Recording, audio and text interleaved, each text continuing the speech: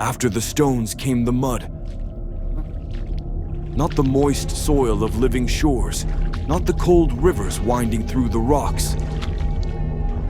This was dead water, heavy, stagnant, viscous. It clung to our legs like a second skin. It pulled at our steps. It smothered every gesture. Each movement dragged us deeper, not into the mire, but into something unseen, a weight pressing on our shoulders, beneath our skin. There was no more air. Even our breathing made noise. The swamp had no end. The trees, when there were any, looked like shadows devoured by fog. Everything reeked of corrupted salt, of rotting roots, of the mold of forgotten flesh. That's where the Lamites came. Tiny, invisible. You could feel them crawl beneath your skin, like a shiver you can't scratch away. At night, they seemed to whisper. Not voices, not words, more like a vibration, a hum, as if our own blood had begun to sing against us. Some scratched until they bled. Kern was the first. He said he felt them in his throat. He trembled, sweated without fever, spoke too loudly, then not at all. Hunger was no longer the problem. Nor was the cold. It was the itching that devoured us. We half slept in the water, curled on floating trunks or flat rocks. Gaul mumbled in his sleep.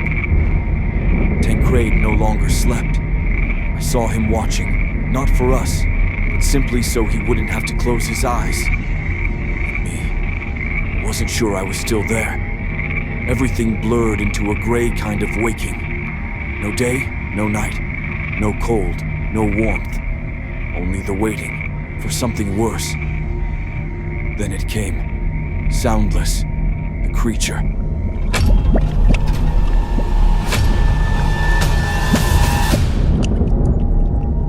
A mass of muddy flesh, tangled with roots, blind mouths, soft growths pulsing like hearts.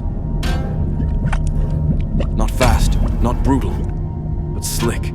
Organic, as if the swamp itself had risen to reclaim us. It leapt at Tancred. Karen stepped in.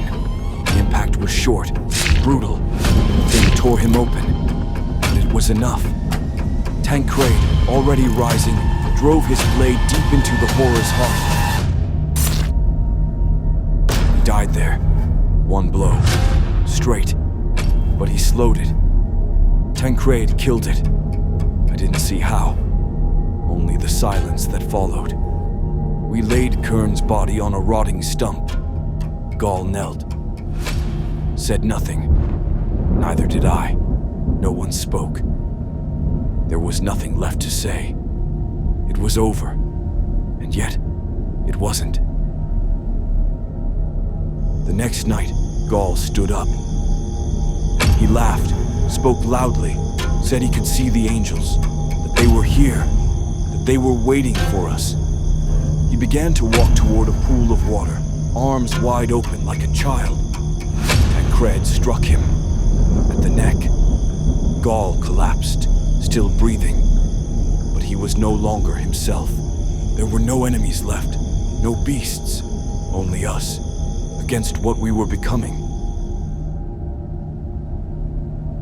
When dawn came, we walked, the four of us, on warped planks left behind by settlers or corpses long forgotten. The sky was sickly yellow. There was no wind, not a sound. Even the insects had gone quiet. I no longer spoke, not even to myself. Thoughts slid away, soft, slow. Only the eyes remained, to look, to move forward, to survive. And there, between two trees, far off, the Citadel, rising, immense, like a memory someone had invented. A tower clinging to the mountain. There were three of us. but I believe only two still remembered why we kept walking.